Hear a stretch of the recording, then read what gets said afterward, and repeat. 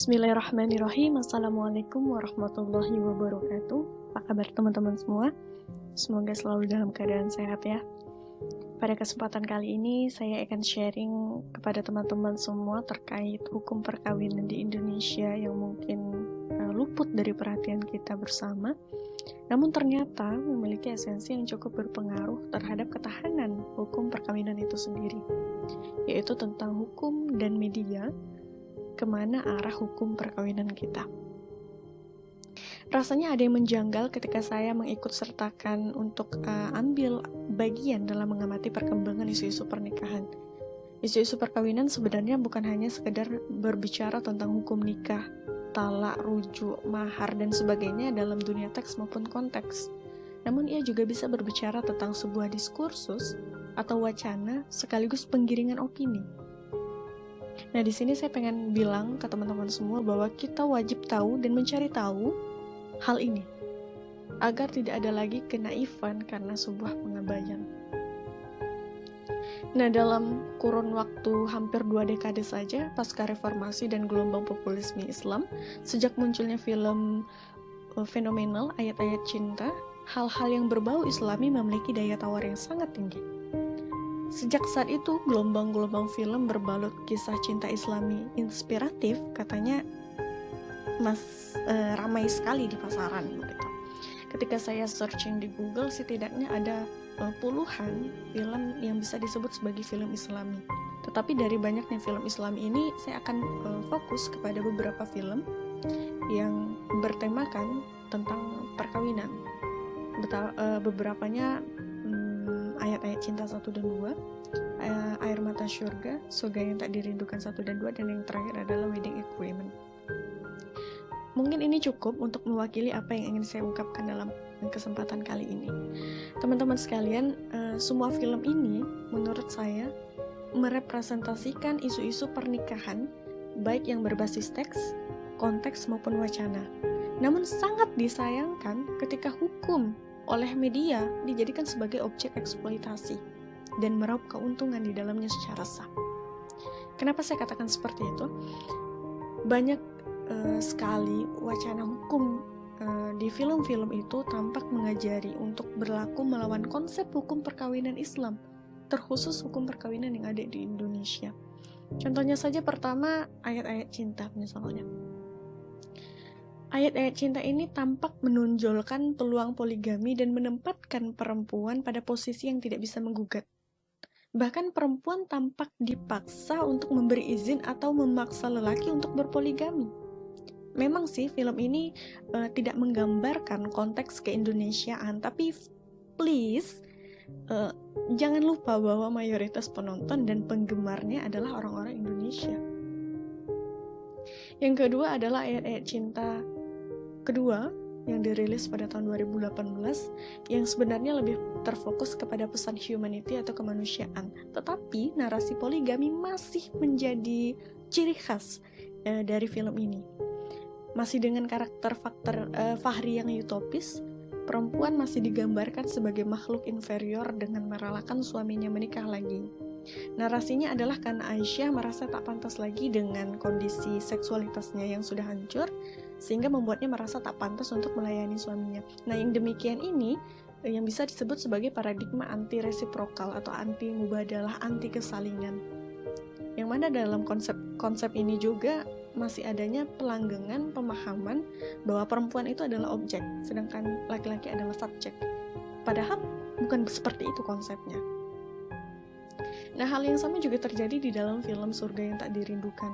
Nah, film ini secara gamblang memberikan logika hukum yang mungkin bisa dikatakan irasional hanya dalam dunia fiktif.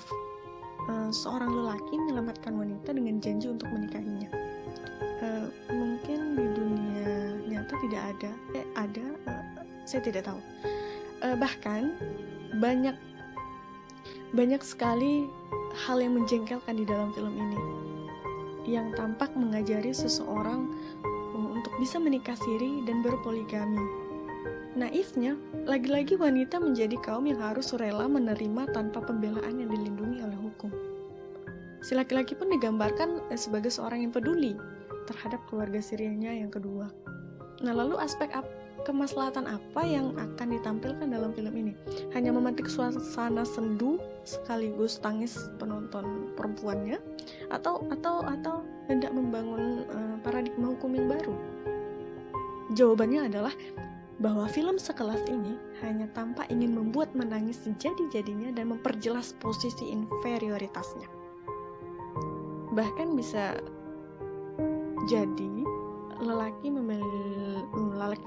melalui film ini memiliki referensi baru untuk ngibulin istrinya agar bisa berpoligami. Ya nggak sih? Nggak tahu. Kisah yang sama juga ada pada film Air Mata Syurga. Nah, dalam film ini seorang wanita tidak bisa memiliki keturunan dan terserang penyakit rahim, harus rela memaksa suami atau dipaksa oleh keadaan dan lingkungannya untuk merelakan suami menikah lagi. Ya memang sih juga Islam membolehkan seseorang berpoligami jika istri tidak mampu memberikan keturunan, dan itu pun harus melalui persetujuan istri. Nah, konsep ini bisa teman-teman lihat di tumpukan teks-teks fikih, atau bahkan jika ingin lebih cepat bisa langsung ke kompilasi hukum Islam di pasal 57. Di sini sudah kompleks sekali. Nah, tetapi coba kita pikir kembali, bukankah mempertimbangkan rasa kemanusiaan juga sangat penting? Bukankah seorang istri yang tidak bisa menjalankan kewajibannya karena cacat bisa dianggap sebagai penyandang disabilitas? Dan bukankah penyandang disabilitas wajib diayomi dan dihormati dan tidak dikucilkan? PBNU dalam buku Fikih Penguatan Penyandang Disabilitasnya memberikan penjelasan tentang aspek humanity values terhadap seorang istri yang seperti itu. Nah, disinilah bisa dikatakan bahwa pertimbangan kemanusiaan dalam hukum perkawinan juga harus diutamakan. Film harusnya juga seperti itu, karena film merupakan media yang cukup efektif untuk transformasi keilmuan, ya kan? I think so. Kemudian isu yang tampak lebih gila lagi adalah isu perjanjian perkawinan di film Wedding Agreement. Bagaimana jadinya jika ada pernikahan sebab perjodohan, lalu sang suami membuat perjanjian untuk disepakati bersama bahwa ia dan istrinya hanya akan menikah selama 1 tahun dan setelah itu langsung cerai karena si suami masih mencintai pacarnya. Nah, bukankah perjanjian itu termasuk talak yang digantungkan? Lalu apakah perjanjian seperti ini dibenarkan?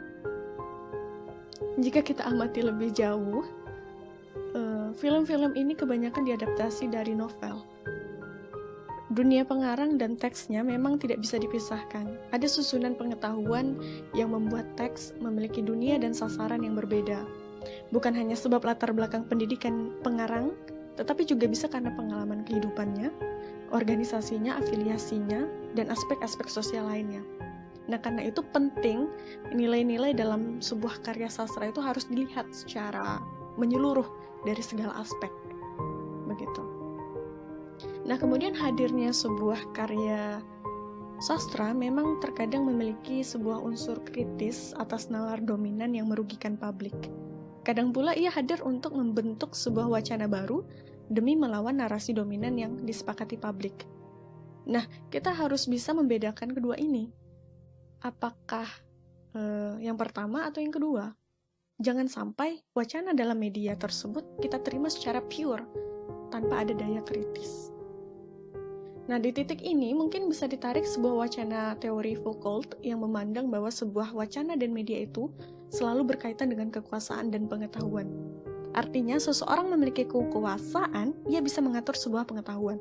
Dan dengan pengetahuan, ia bisa secara bebas mengatur kekuasaan. Nah, itu artinya, unsur otoritas berpengaruh dalam sebuah narasi dalam media apapun. Apalagi ini kaitannya dengan hukum perkawinan yang sangat sensitif. Siapapun harus hati-hati dalam membuka dan merespon wacana terkait topik ini. Jangan sampai terjadi lagi kesalahan fatal mengabaikan konsep nalar publik. Nah, pada konsep ini saya hendak mengatakan bahwa hari ini kita masih terperangkap dalam romantisme kisah percintaan film yang syahdu, tetapi kita tidak kritis melihat konten-konten dalam film yang menabrak norma ideal. Jika kita tetap saja terperangkap dalam penjara romantisme, bukankah kita seperti membiarkan pengebirian hukum perkawinan di Indonesia secara gradual? Itu artinya sama saja kita tidak mengapresiasi usaha para penegak hukum perkawinan kita yang mati-matian menelaah dan menyusun hukum perkawinan demi mengakomodir keberadaan hukum perkawinan umat Islam yang saat ini ada. Jadi saya memandang bahwa narasi-narasi untuk membangun kembali teks-teks lama dan di dalam hukum perkawinan sudah tidak pas lagi untuk diangkat oleh media. Lawang pemerintah saja sudah melakukan sebuah pembaharuan, kenapa masih saja ada yang tetap mendewakan sebuah konsep yang ditolak oleh pengetahuan publik? Karena itu, mungkin penting juga untuk menegaskan bahwa pengetahuan yang dikonstruksikan harus merujuk kepada dinamika yang sudah ada. Bukan mengabaikan realitas, karena pengabaian realitas sama saja dengan memasung pengetahuan. Jadi, masihkah film-film Islami bertopik hukum keluarga menampilkan narasi pengebirian hukum perkawinan di Indonesia? Silahkan simak sendiri